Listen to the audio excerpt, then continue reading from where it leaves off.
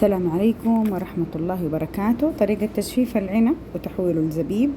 أهم حاجة وأهم نقطة أن يكون العنب ما فيه بذور، خالي من البذور. عندي أنا هنا عنب أحمر، وقبل كده جففت العنب الأسود. طبعا نغسل العنب بالخل ونغلي موية. الموية لازم تكون مغلية، أحط عليها رشة ملح ليمون وملعقة زيت. أول ما تغلي الموية أضيف العنب فيها دقيقة واحدة وأخرجها على طول، ما أخلي الموية تغلي تاني، وأجففها. أخذت مني 10 أيام على المروحة. في ناس يحبوا يسخنوا الفرن ويدخلوها على نار هادية، أنا سبتها بطبيعتها. خلاص هنا الجف. شوف هذا العنب الأحمر، وعندي هنا العنب الأسود اللي جففته قبل كده، وبالصحة والعافية.